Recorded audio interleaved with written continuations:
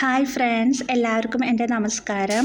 ഇന്ന് ഞാനിവിടെ തയ്യാറാക്കാനായിട്ട് പോകുന്നത് അടിപൊളിയായിട്ടുള്ള ഒരു മപ്പാസാണ്. വെണ്ടയ്ക്ക മപ്പാസാണ് ഞാനിവിടെ നിന്ന് ഉണ്ടാക്കാനായിട്ട് പോകുന്നത്. അപ്പോൾ അതെങ്ങനെയാണ് തയ്യാറാക്കുന്നതെന്നുള്ള വീഡിയോ നമുക്ക് കണ്ടു നോക്കാം കേട്ടോ. അപ്പോൾ ഞാനതിന് വേണ്ടിയിട്ട് ഒരു 10 വെണ്ടക്കായ എടുത്തിട്ടുണ്ട്. കണ്ടില്ലേ, നല്ല ഫ്രഷായിട്ടുള്ള ഒരുവിധം ഫ്രഷായിട്ടുള്ള വെണ്ടക്കായാണ് കിട്ടിയിരിക്കുന്നത്. ഇനി ഇതെല്ലാം നമുക്ക് നന്നായി കഴുകാം. അതിന് ശേഷം ഞാനിവിടെ ഒരു ചട്ടി വെച്ച് കൊടുത്തിട്ടുണ്ട്. മൺചട്ടിയിൽ തയ്യാറാക്കുമ്പോൾ അതിന് കുറച്ചുകൂടി ടേസ്റ്റ് ആയിരിക്കും. ആ ചട്ടി നമ്മൾ ചൂടായതിന് ശേഷം നമ്മൾ അതിലോട്ട് വെളിച്ചെണ്ണ ഒഴിച്ച് കൊടുത്തിട്ടുണ്ട്.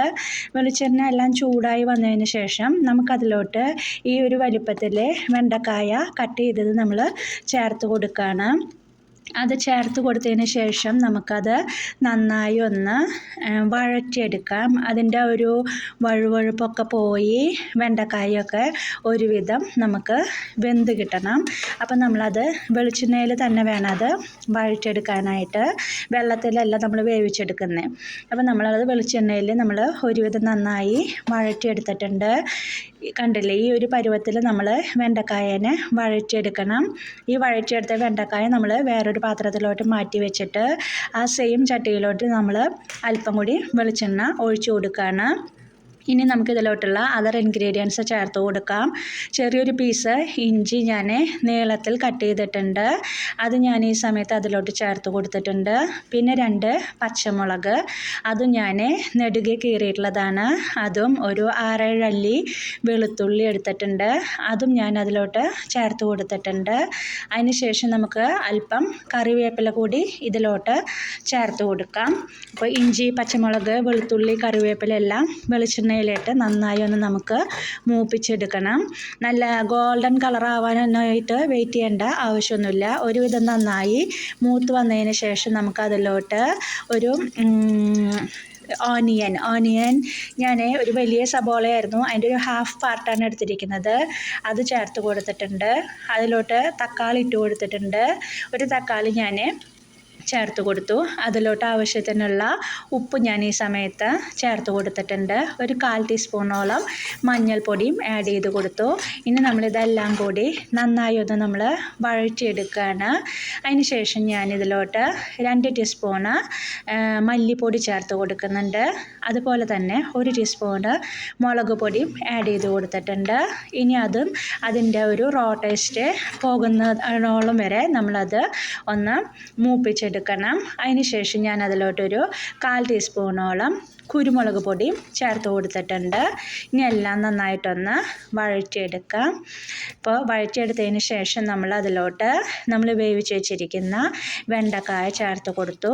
ഇനി ആ വെണ്ടക്കായയിൽ ആ മസാലയെല്ലാം നന്നായി പിടിക്കത്തക്ക രീതിയിൽ നമ്മളതിനെ നന്നായി ഒന്ന് വഴറ്റിയെടുക്കണം. കണ്ടില്ലേ, അതിലെ മസാലയും വെണ്ടക്കായും എല്ലാം കൂടി നന്നായി മിക്സായി വന്നിട്ടുണ്ട്. ഈ ഒരു പരുവത്തിൽ നമ്മളതിനെ ചേർത്ത് കൊടുക്കണം, ചേർത്ത് ഇളക്കി കൊടുക്കണം. ആ ഒരു സെറ്റായി കിട്ടി കഴിഞ്ഞാൽ മാത്രമാണ് നമുക്ക് ആ കറിക്ക് ആ ഒരു ടേസ്റ്റ് നമുക്ക് കിട്ടുള്ളൂ. അപ്പം നമുക്ക് അത് കഴിഞ്ഞതിന് ശേഷം നമ്മൾ അതിലോട്ട് കോക്കനട്ട് മിൽക്ക് പൗഡറാണ് ഞാനിവിടെ ചേർത്തിരിക്കുന്നത്. 1 കപ്പ് കോക്കനട്ട് മിൽക്ക് പൗഡറാണ് ഞാനിവിടെ ആഡ് ചെയ്തിരിക്കുന്നത്. ഈ സമയത്ത് നിങ്ങളുടെ കയ്യിൽ തേങ്ങ ഉണ്ടെങ്കിൽ നിങ്ങൾക്കതിൻ്റെ 1-ാം പാലും 2-ാം പാലും ഒക്കെ വേർതിരിച്ചതിന് ശേഷം ആദ്യം നമ്മൾ 2-ാം പാൽ ഒഴിച്ച് വേവിച്ചെടുക്കുക. അതിനുശേഷം നമ്മൾ ചട്ടി അടുപ്പത്തു നിന്ന് മാറ്റിയതിന് ശേഷം നമ്മൾ 1-ാം പാൽ ഒഴിച്ചു കൊടുക്കണം. കാരണം നമ്മൾ തേങ്ങാപ്പാൽ ഒഴിച്ചിട്ട് 1-ാം പാൽ ഒഴിച്ചിട്ട് നമ്മൾ അധികം നേരം വേവിച്ച് കഴിഞ്ഞാൽ അത് പിരിഞ്ഞു പോകും. നമ്മുടെ കറിയുടെ ഭംഗിയും ടേസ്റ്റൊക്കെ അതോടുകൂടി പോകും. അപ്പം നിങ്ങൾ ഇതുപോലെ തന്നെ തയ്യാറാക്കി നോക്കുക. അതിന് ശേഷം നമ്മളൊരു ചീഞ്ചട്ടി വെച്ച് കൊടുത്തിട്ടുണ്ട്. അതിലോട്ട് അല്പം വെളിച്ചെണ്ണ ഒഴിച്ച് കൊടുത്തതിന് ശേഷം ഞാനൊരു 4-5 ഉള്ളി ചെറുതായി കട്ട് ചെയ്തിട്ടുള്ളത് ആ വെളിച്ചെണ്ണയിലോട്ട് ഇട്ട് കൊടുത്തിട്ടുണ്ട്. ഇനി നമ്മളതിനെ നന്നായി ഒന്ന് മൂപ്പിച്ചെടുക്കുകയാണ്.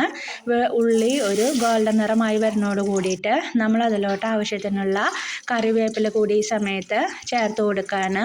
പിന്നെ ഒരു 1/4 ടീസ്പൂണ് മഞ്ഞൾപ്പൊടി നമ്മൾ ഇതിലോട്ട് ആഡ് ചെയ്ത് കൊടുക്കുന്നുണ്ട്. അപ്പോൾ നമ്മുടെ കറിക്ക് നല്ലൊരു ടേസ്റ്റ് കിട്ടാൻ, ഒരു നിറം കിട്ടാൻ വേണ്ടിയിട്ടാണ് നമ്മളങ്ങനെ ചെയ്യുന്നത്. അതിന് ശേഷം നമ്മളത് വേവിച്ച് വെച്ചിരിക്കുന്ന കറിയിലോട്ട് ചേർത്ത് കൊടുക്കുകയാണ്.